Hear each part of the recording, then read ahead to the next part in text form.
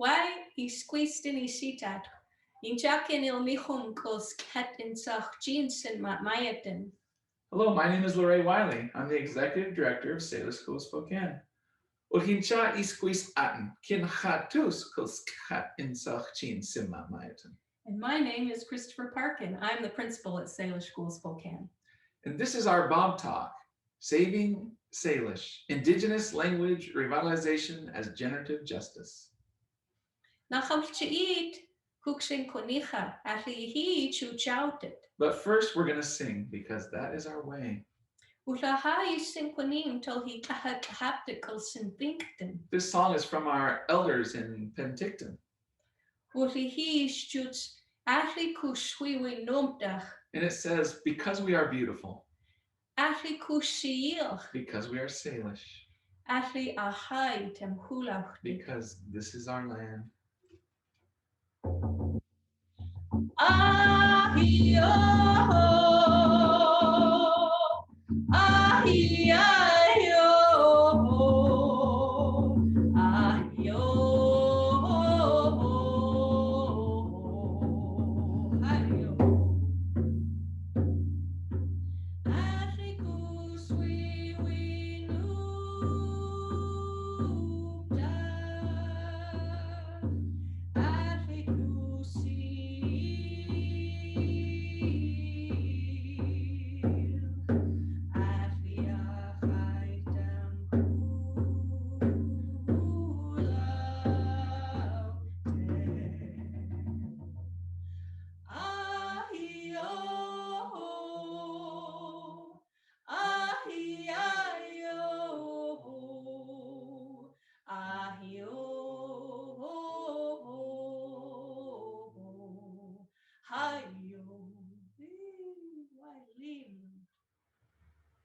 Why, I'd like to share a little bit about my language journey with you.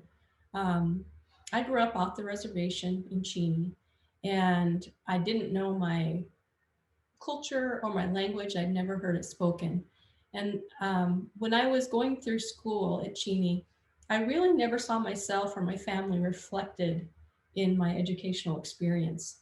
I always, when we learned history, it was really different for me because that history that we were learning wasn't the history that I learned from my family. And it wasn't the history that I knew to be true about Native Americans, about what happened. And so there was kind of this disconnect, this funny, just a disconnect there for me throughout my education. And I think that, that loss carried through later into my life when I lost my great uncle. And I was at his funeral, and a man stood up and said, "This was a fluent speaker of our language." And I was shocked because I didn't know that he spoke our language.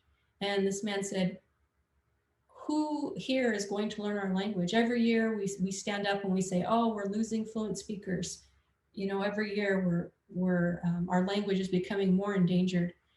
Who's going to step up? Who's going to learn our language and teach it to others? And at that time, I was a teacher in the public school system, and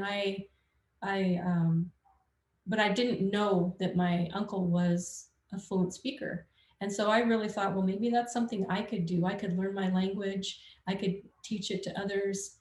I was kind of, I don't know, it lit a fire in me to learn that he was a speaker, and it made me want to learn more.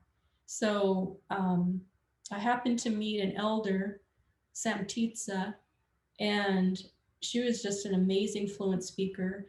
And she took Chris and I in and said, well, if you guys want to learn the language and you want to create curriculum, then you can move in with me up in Canada.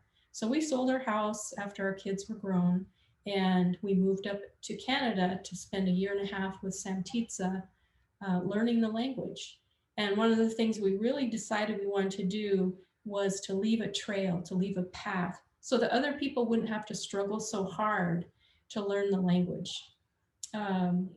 Because Samtitsa had given this gift of language to my family, I felt like we needed to to do something for other families who wanted this as much as we did. Because once I started learning language, it filled that hole that was in me. Um, it made me feel whole. I began to connect my culture and my language, and I became whole again. And so it helped with mitigate those losses that I had earlier in my life. And I think for most people, the language is a healer, and it's creates resiliency, and you really know who you are and where you're going if you know your language. Um, so, 5 women, we decided we wanted to form a nonprofit organization, and we started Salish School Spokane. The first year, we started off with 4 little girls, my sister's basement, and it's just been a grassroots effort. And so we rented a home, and we had a home childcare, and we had 6 students for a while, and then we've just been growing ever since.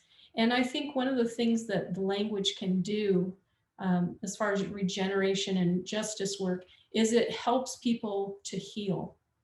Um, it helps people to feel more grounded in who they are. And it brings pride and connection from our ancestors. Our ancestors survived genocide. Our ancestors survived boarding schools, all these things, so that we could be here and speak our language. So I'm going to turn it over to Christopher Parkin, our principal, and he's going to talk a little bit about our programming at our school. Thank you. So as Lorraine was saying, Salish School Spokane opened its doors as a home childcare center in September of 2010 with 6 students, and just very much supported by individual donors and some tribal partners. And so we've been operating, we're in our 11th year of operation now. The first 2 years we had 6 students, the third year 12, the fourth year 24, 32, et cetera. So we're currently serving 68 children age 1 to 18. We also have a teacher training program. So we are teaching 30 adults Salish in our Salish Language Educator Development Program. So all 30 of those adults spend 90 minutes a day learning Salish with an intensive training program. And then they take what they're learning into our immersion classrooms so that they can have experience speaking with the language, speaking Salish with the children in order to build their fluency. And so to help us achieve the mission of providing Salish language immersion education for kids. And I guess in terms of this Bob Talk, we wanted to ground our ideas in Lorraine's language journey, because this is the story of the American Indian genocide, where families have experienced displacement and disruption and cultural disconnection. And myself, I'm a non-native person. And we are oftentimes engaged in this conversation of what do we do about that? Or there's questions of white guilt, or there's certainly denial of that there was a genocide committed against Salish or other Native American people. But Salish School Spokane and our work and those we serve and our partners, we are doing anti-genocide work. The idea of bringing back language and culture, connecting children and families through language and culture, building intergenerational connections through language culture is the opposite of genocide. So all the parents of our students are also Salish language learners. Our parents make big commitment to have their students at Salish School Spokane. They all commit to learning the language right along with their students. So we offer evening and weekend programming to make that possible for parents. So when we talk about our work in Indigenous language revitalization and our attempt to bring back Salish from the brink of extinction, it is generative. We're not looking to blame. We're not looking to change something that is already passed. It's a notion of building a future. In Lorraine's story, we can hear how the disconnection affects people, but then we can also hear how the actually doing something together and building community together and teaching language is healing, and it reestablishes connections. And so that's the focus at Salish School Spokane. We're trying to build a language culture community that can support one another and it's built on a foundation of language and culture. Thank you for joining us for our Bob Talk in 2021. Saving Salish, Indigenous Language Revitalization is Generative Justice. And Lorraine is going to close us out with a song. Leland.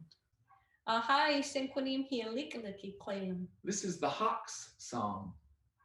Hey ya, ho, ho.